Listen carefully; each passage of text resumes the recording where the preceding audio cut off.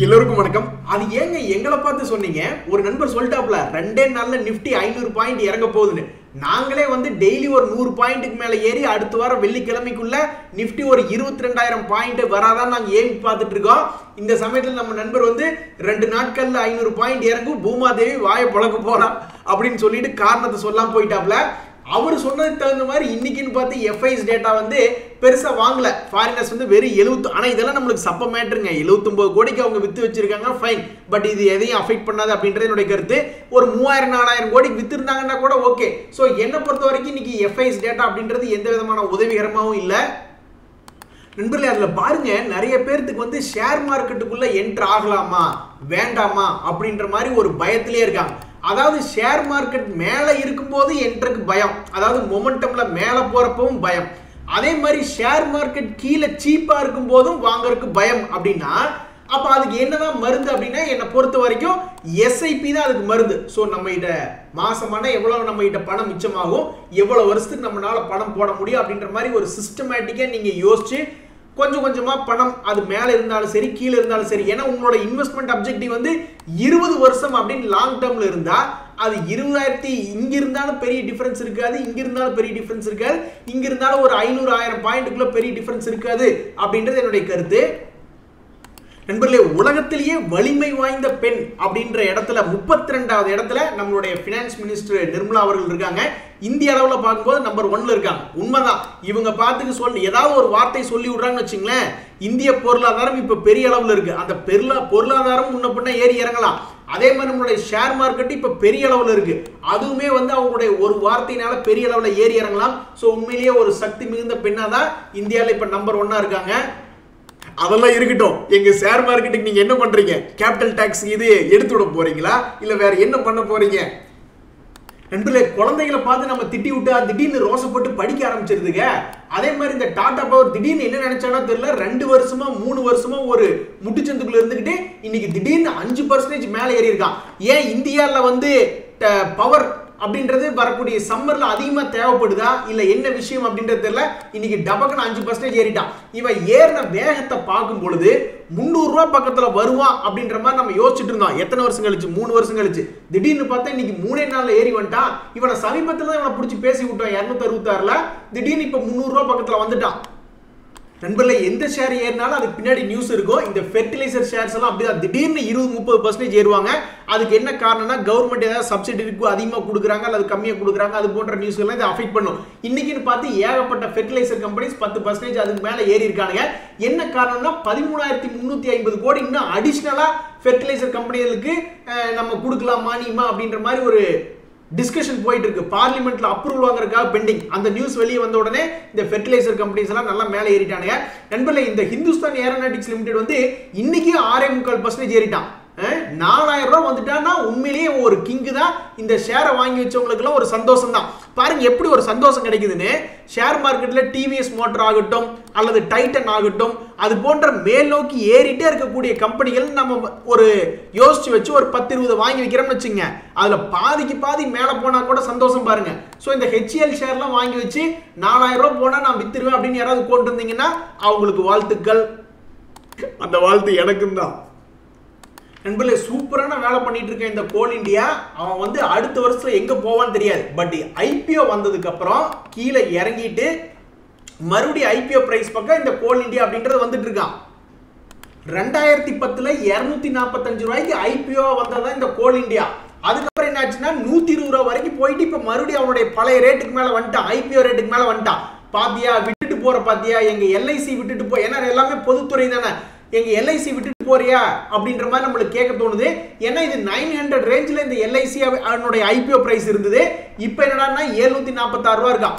இவனும் கோல் இண்டியா மாதிரியே மேல் நோக்கி அவனுடைய ஐபிஓ பிரைஸை தாண்டி 1000 ரூபாய்ன்னு வந்தான்னா ரொம்ப சந்தோஷமா இருக்கும். அது ஒரு நாள் கண்டிப்பா நடக்கத்தான் போகுது அப்படின்னு இலவு காத்த கிளியா பாதி பேர் இருக்காங்க. அந்த சங்கத்தின் சார்பாக வாழ்த்துக்கள். நண்பர்களே, இந்த பிஎல் அப்படின்ற ஷேர் வந்து பாசிட்டிவ் மேனேஜ்மெண்ட், அதாவது அந்த மேனேஜ்மெண்ட் பாருங்க எப்படி சொல்றாங்க பாருங்க. அவங்க என்ன எய்ம் பண்றாங்கன்னா ஆல்மோஸ்ட் 20,000 கோடிக்கெல்லாம் டேர்ன் ஓவர் எய்ம் பண்றாங்க. அப்ப இந்த ஷேர் என்ன ஆகுதுன்னா பறந்துகிட்டே இருக்கு. எனக்கு நல்ல ஞாபகம் இருக்கு, நம்ம எல்லாருமே பார்த்துட்டு இருந்து இந்த ஷேர் வந்து 90 ரூபாயில இந்த வருஷத்துல வந்து ட்ரேட் ஆயிட்டு இருந்தா அப்ப யாருமே பெருசா சுதாரிக்கல. இப்ப 90 ரூபாயில இருந்தவன் இப்ப 156 ரூபாய் வந்துட்டான். என்ன பொறுத்த வரைக்கும் இதே ரேட்ல இவன் ஓடிக்கிட்டே இருந்தான்னா 156 ரூபாயில இப்ப நம்ம பாக்குறது அடுத்த வருஷ கடைசியிலோ இல்ல அதுக்கடுத்த ஒரு 4-5 வருஷம் கடைசியிலோ ஒரு 300 ரூபாய் ரேஞ்சில் இவன் வந்து நிப்பான் அப்படின்றது என்னுடைய கருத்து. சரி, அப்படித்தான் கீழே இறங்கட்டும். கீழே இறங்குற மாதிரி இருந்தா ஒரு 10 ரூபாய்க்கு தான் வரட்டும். இந்த கம்பெனி என்ன மூடி வச்சிருவாங்களா? அப்புறம் நம்மளுக்கு துப்பாக்கி டிஃபென்ஸ் ரிலேட்டடான எக்யூப்மெண்ட்ஸ் அதுக்கு உண்டான காம்பனன்ட்ஸ் எல்லாம் வேண்டாமா? அஜிஜோ, என்னால என்னையே நம்ப முடியல. நான் நானே கிள்ளி பார்த்துட்டு என் குழந்தைகளையும் கூப்பிட்டு என்னை கிள்ளி பார்க்க சொன்னேன். என்ன காரணம்னா விப்ரோ ஷேர் 4% போயிடுச்சு. ஏங்க இன்னைக்கு நிஃப்டி இண்டெக்ஸ்லயே வந்து அவன் தாங்க டாப் கெய்னரு. இந்த கொடுமை எங்காவது பார்த்திருக்கீங்களா? வாட் அ மெடிக்கல் மிராக்கிள் அப்படின்ற மாதிரி இன்னைக்கு 420 ரூபாயில வந்து ட்ரேட் ஆயிட்டு இருக்கா. அப்படியே இன்னும் கொஞ்சம் மேலே ஏறி 450 அல்லது ஒரு 500 ரூபாயில வந்து இன்னொரு 2 வருஷம் தான் இருக்கட்டும், ஒன்றும் தப்பு இல்லை. அப்புறம் எப்படி விப்ரோ வந்து ஏதாவது பைபேக் வந்து என்ன பிரைஸ் இருக்கோ அதை விட ஒரு 100 ரூபாய் 200 ரூபாய் அதிகமாக தான் பைபேக் சொல்லுவாங்க. அப்போ இவன் மறுபடியும் 700 ரூபாய் வந்துச்சுன்னா கூட ரொம்ப சந்தோஷமா தான் இருக்கும். அடுத்து நம்ம பார்க்கக்கூடிய இந்த Bajaj auto, TVS, hero Motors போன்ற கம்பெனிலாம் இது ஒரு ப்ராஃபிட் புக்கிங் டைமா அப்படின்ற ஒரு கேள்வி வருது. எந்த ஒரு செக்டர் தொடர்ந்து மேல் நோக்கி போனாலும் அது பிடிக்காது.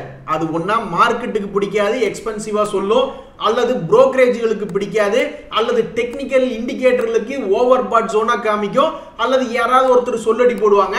அப்படி ஒரு சொல்லடி போட்டவங்க தான் ஒரு புரோக்கரேஜ் ஹவுஸ் சிஎல்எஸ்ஏ. அவங்க என்ன சொல்றாங்க, சில ஷேர்களை வந்து வேல்யூவேஷனை கருத்தில் கொண்டு சில ஷேர்களை வந்து நாங்க ஆட்டோ செக்டர்ல இருக்கக்கூடிய ஷேர்களை வந்து நாங்க டார்கெட்டை குறைக்கிறோம், டவுன் கிரேட் பண்றோம் அப்படின்ற மாதிரி சொல்றாங்க. ஸோ நண்பர்களே, ஷேர் மார்க்கெட் நம்மளுக்கு அள்ளி அள்ளி கொடுத்துக்கிட்டே இருக்காது. திடீர்னு என்னைக்காவது ஒரு நாள் நம்மளை கிள்ளி வச்சிடும். நான் எத்தனையோ ஷேர்களை பார்த்துருக்கேன். ஷாஃப்லர் இந்தியான்னு ஒரு ஷேர், அவன் ஏறிட்டே இருந்தான், அப்புறம் படுத்துக்கிட்டு தான் இருக்கான். கேபிஆர் மில்லுன்னு இருந்தான், அவன் ஒருத்தர் மேலேயே போயிட்டு இருந்தான், அப்புறம் கீழே வந்து ஏதோ கொஞ்சோண்டு மேலே வந்துட்டான்னு வைங்க. So TVS motor, Bajaj auto எல்லாம் இப்படி தான் பண்ணிக்கிட்டே இருக்கு, மேலே போய்கிட்டே இருக்கு. யாராவது ஒருத்தர் கிள்ளி வச்சு கொஞ்சம் கீழே இறங்கணும்னு விதி இருந்ததுன்னா அது இறங்க தான் செய்யும். ஸோ அதில் இருக்கக்கூடிய முதலீட்டாளர்கள் லாங் டர்ம் இன்வெஸ்டர்ஸ் பற்றி கவலை இல்லை. பட் குறுகிய ஷார்ட் டர்ம் இன்வெஸ்டர்ஸ் எல்லாம் வந்து ஒன்னா ட்ரெயிலிங் ஸ்டாப் லாஸ் போட்டுக்கணும், இல்லைன்னா கொஞ்சம் பார்ஷியல் ப்ராஃபிட் புக் பண்ணிக்கிறது நல்லது அப்படின்றது என்னுடைய கருத்து. நண்பர்களே, நான் பலமுறை மார்க்கெட்டை க்ளோஸாக கவனிச்சு பார்த்துருக்கேன். அதுலேயும் குறிப்பாக நிஃப்டி 50 இண்டெக்ஸில் நம்ம நினைக்கிறது மார்க்கெட்டில் நடக்கணும்னு அவசியம் இல்லை. ஆனால் நம்ம வந்து மார்க்கெட் வந்து கீழிருந்து மேலே போகும். ஒரு உதாரணத்துக்கு இன்னைக்கு நீங்கள் நிஃப்டி 50 இண்டெக்ஸே பார்க்குறீங்க, அவன் இன்னைக்கு இன்ட்ராடேல கீழே விழுகிறான்னு வச்சுங்களேன், ஏதாவது ஒருவேளை இங்கிருந்து சப்போர்ட் எடுத்து மேலே போயிடுவானோ அப்படின்ற மாதிரி நீங்கள் நினச்சி பார்க்குறீங்கன்னு வச்சுங்களேன், அது மோஸ்ட்லி 100க்கு ஒரு 60-70% நடக்கிறதுக்கு வாய்ப்புகள் இருக்குது. அதே மாதிரி நல்லா இன்னும் கீழே போய் ஒருவேளை 20,500 சப்போர்ட் எடுப்பானோ அப்படின்ற மாதிரி நீங்க நினைச்சு பார்த்தீங்கன்னா அதுக்கும் ப்ராபபிலிட்டி அப்படின்றது ஆட்டோமேட்டிக்காவே 50% மேலே வருது.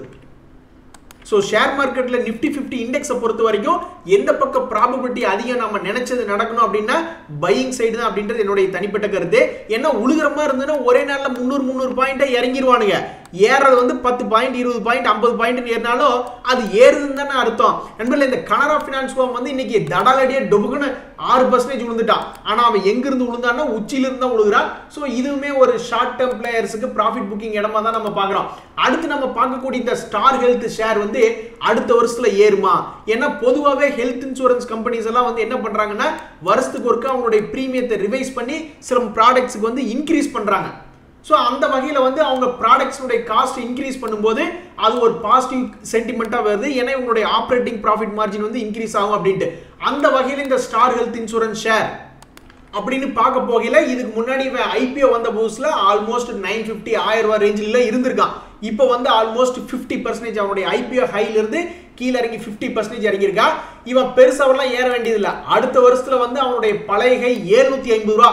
இந்த 2024 புல்லா 550 ரூபாயிலிருந்து 750 ரூபாய் 200 ரூபாய் ஏறினா கூட ரொம்ப சந்தோஷமா இருக்கும் இந்த ஷேர் மார்க்கெட், இந்த ஷேரை வச்சிருக்கிறவங்களுக்கு.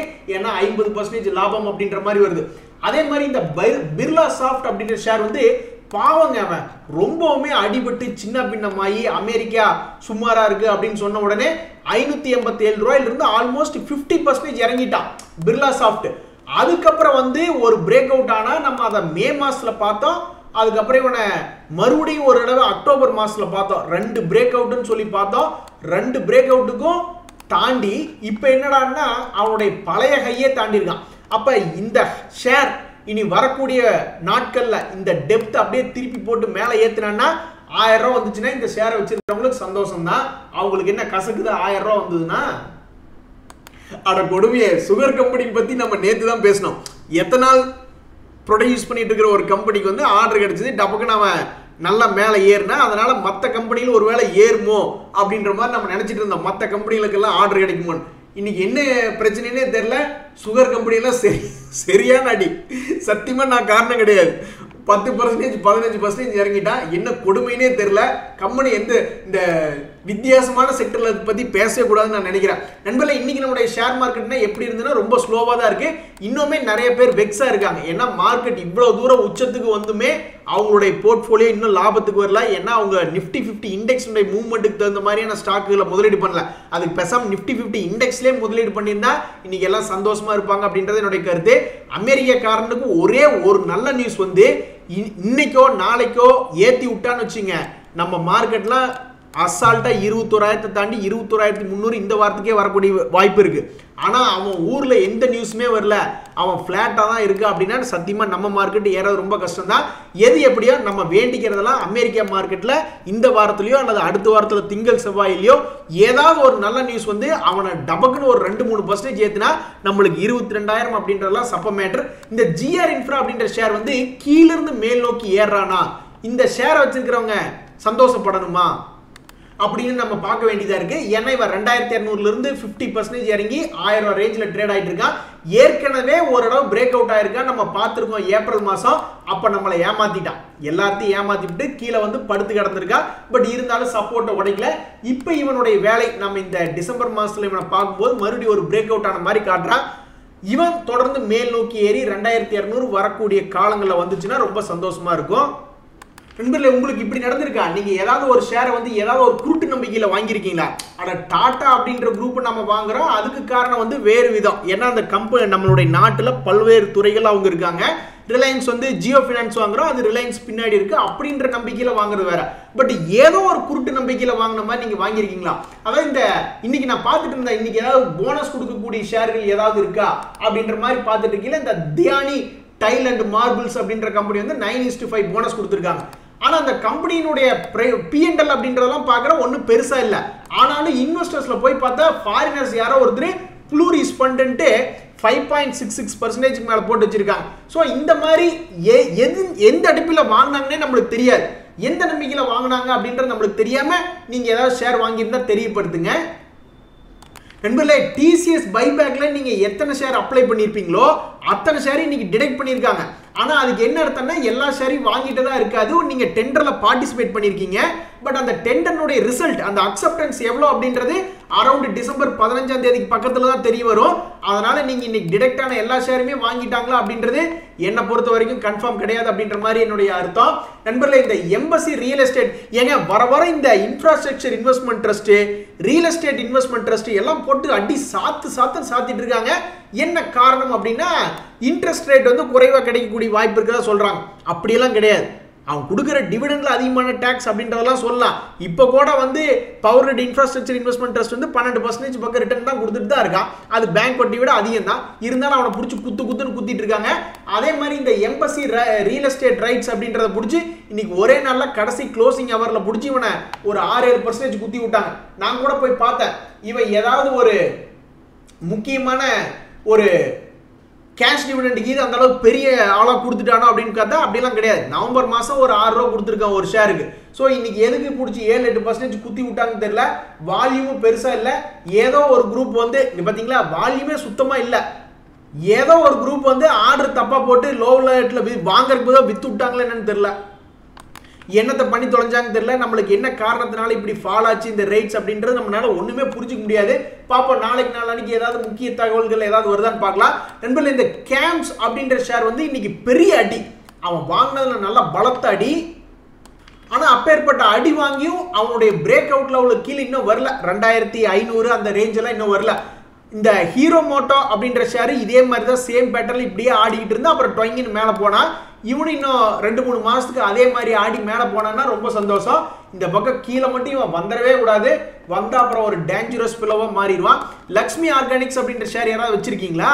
அவன் கீழ இருந்து அப்படியே மேல் நோக்கி போற மாதிரி காட்டுறான். ஏன்னா பெரிய லெவல்ல மேல இருந்து கீழே விழுந்து இப்பதான் கொஞ்சம் மேல் நோக்கி ஏற மாதிரி காட்டுறான். சோ மேபி இந்த ஷேர் வச்சிருக்கிறவங்களுக்கு ஒரு சந்தோஷம். அடுத்து வரக்கூடிய 12 மாசங்கள்ல வந்ததுன்னா நல்ல விஷயம் தான். நண்பர்களே, நீங்க இந்த மென்டாலிட்டிக்கு வந்துட்டீங்கன்னு வச்சுங்களேன், மேபி உங்களுடைய மென்டல் பிரஷர் அப்படின்ற ஷேர் மார்க்கெட்ல குறைக்கப்படும். ஒரு உதாரணத்துக்கு இது ஒரு அட்டெம்ப்ட். இந்த அட்டெம்ப்ட்ல நான் ஒரு 5000 ரூபாய் போடுறேன். இந்த 5000 ரூபாய்க்கு வந்து 5 வருஷம் அல்லது 20 வருஷம் டார்கெட். அதுல நல்ல இந்த 5000 ரூபாய் அப்படின்றது ஒரு 10-20,000 ரூபாய் அல்லது ஒரு 50,000 வந்துச்சுன்னா சந்தோஷம். இல்லைன்னா அதை பத்தி எனக்கு கவலை கிடையாது. அடுத்த அட்டெம்ப்ட்டுக்கு நான் போறேன் அப்படின்ற மாதிரி மாசம் மாசம் நீங்க ஏதாவது ஒரு இன்வெஸ்ட்மெண்ட் ஒரு லாங் டேர்முக்கு பண்ணிட்டே வரீங்க. ஒரு நல்ல ஷேர்லாம் எடுத்துக்கிட்டு, ஒரு உதாரணத்துக்கு இந்த HCL ஷேர்லாம் வந்து எவ்வளவு பெரிய லாபம் பண்ணி கொடுத்துட்டா இந்த 2 வருஷத்துக்குள்ள. ஸோ அது மாதிரி ஷேர்ல நீங்க போட்டு வந்தீங்கன்னா உங்களுடைய மென்டல் டார்ச்சர் அப்படின்றது குறையும். இல்ல நான் இன்னைக்கு பணம் போட்டிருக்கேன், நாளைக்கே ஒரு 10% வந்துட்டா பரவாயில்ல, அல்லது இன்னைக்கு பணம் போட்டிருக்கேன் ஒரே வருஷத்துல பணம் டபுள் ஆயிட்டா பரவாயில்ல அப்படின்ற மாதிரி வந்தீங்கன்னா உங்க அவசரத்துக்கு ஷேர் மார்க்கெட் வேலை செய்யாது. லாங் டேர்ம் இன்வெஸ்டர்ஸ் தான் சந்தோஷமா இருப்பாங்க. ஷார்ட் டேர்ம்ல இப்படி பணம் எடுக்கணும்னு நினைக்கிறவங்க கஷ்டம் தான். நண்பர்களே, அடுத்து நம்ம முக்கியமா பார்க்க போறது என்னன்னா ஒரு தீம். அதாவது இந்த கிரெடிட் கார்டுல என்ன அர்த்தம்?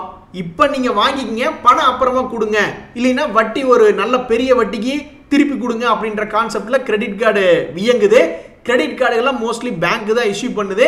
கிரெடிட் கார்டில் பணம் வரலினால அவங்களுக்கு திருப்பி எப்படி வாங்க தெரியும். ஏன்னா அவங்க வேலையை வட்டி கூட்டு பணம் சம்பாதிக்கிறது தான் பேங்க். அதுதான் மெஜாரிட்டியான வேலை. ஸோ அவங்களுக்கு வரா கடன்களை எப்படி வசூலிக்கணும் அப்படின்றது அவங்களுக்கு தெரியும். ஆனால் அதை பேஸ் பண்ணி தனியாக ஒரு சின்ன கம்பெனி ஜஸ்ட் மணி அப்படின்ற ஒரு கம்பெனி வந்து ஒரு ஆரம்ப கம்பெனியாக வந்துச்சு.